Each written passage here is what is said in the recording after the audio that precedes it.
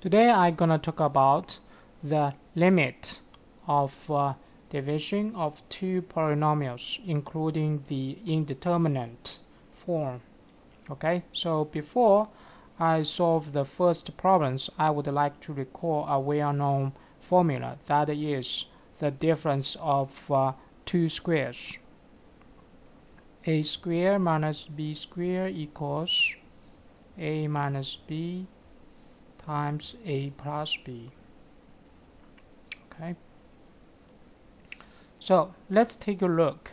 The first problem, limit x approaches -8. We plug in the fx.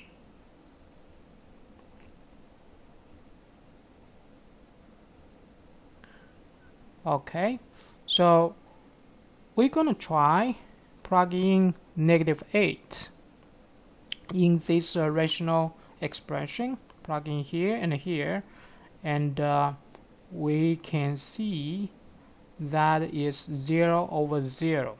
Okay, that is 0 over 0. That means it belongs to the indeterminate form. Okay, indeterminate form, 0 over 0. So what are we gonna do? We're gonna using the factoring method.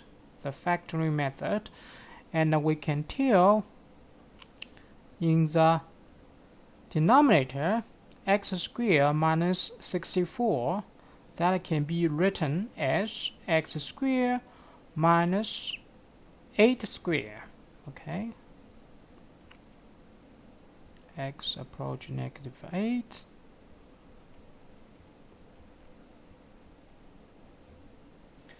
x squared minus 8 squared, because that is 64, right? Now we can use this formula, the difference of two squares. Okay, x squared minus 8 squared. So we have x approaches -8, x plus 8,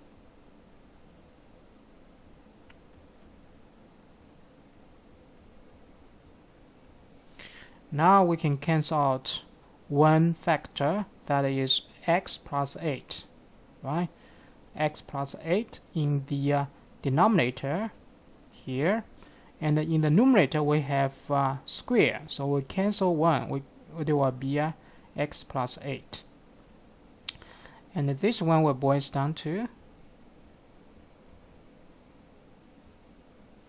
x approaches -8, x plus 8 divided by x minus 8.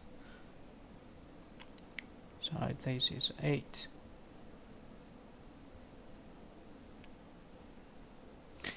Okay, so now we can plug in -8, and we're gonna get, in the numerator we're gonna get 0, in the denominator we're gonna get -16, right? -8 gonna be -16, and we find the limit is 0. Now let's try to solve the problem B. X approaches 0, fx, and we can tell this fx, we can plug in this guy, right? We can directly plug in this guy, because fx can be simplified as x plus 8 divided by x subtract 8. So we have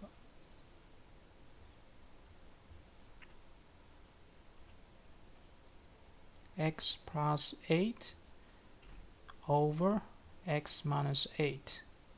So plugging 0 here, we're gonna get -8. That boils down to -1. Okay, and the problem C, we're gonna approach 8, right? Approach 8. So again, fx can be written as x plus 8 over x minus 8. And here we can tell if we plug in the 8 in the denominator, gonna be a 0, and in the numerator gonna be a 16. 16 divided by 0, that is not 0 over 0, so it's not indeterminate form. So 16 over 0, that means what? That means the limit doesn't exist. Okay, doesn't exist. Or we can say, hey, this limit equals infinity because 16 divided by 0. Now let's take a look the second example. For the second example, let's take a look problem A. If we plug in the fx, okay, if we plug in this fx when x approach 7, so we try to plug in the 7 for in this rational expression, and we can find when x equals 7, we can find that belongs to 0 over 0. Okay, 0 over 0. So what we can do for this guy, and we're gonna use the factoring method to factor this polynomial. X squared minus 2x minus 35. Okay, how to factor it? We follow 3 steps.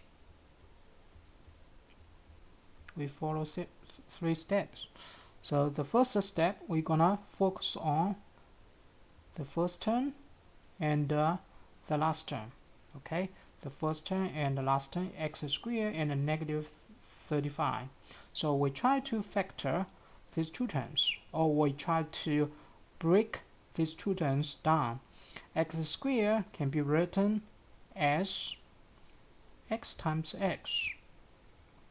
Okay, and the second term, negative 35, can be written down as 5 times negative 7. Now, the second step, we're gonna do cross product. Okay, cross product. X times negative 7 gonna be negative 7x. X times 5, we're gonna get 5 times x. And we add together negative 7x plus 5x equals negative 2x. That's exactly the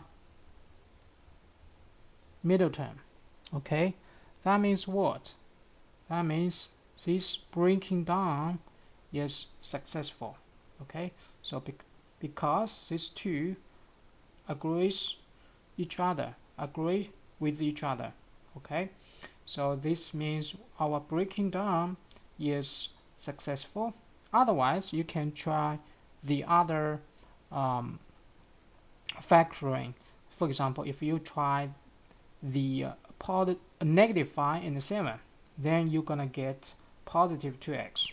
So that means this breaking down is not successful. Okay, so now we can write down the factor. The first one is x plus 5, and the second term is x minus 7. Okay, because here the 5 is positive, so we can write the factors down as x plus 5. So that's the first factor, and the second factor is x minus 7. X minus 7. Okay, we already find the factor. Okay, already find the factors for this polynomial. We plug in.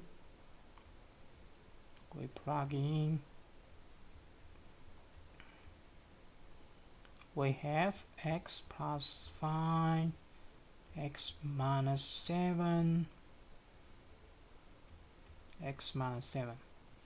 Okay, now we can cancel out x minus 7, and we're gonna get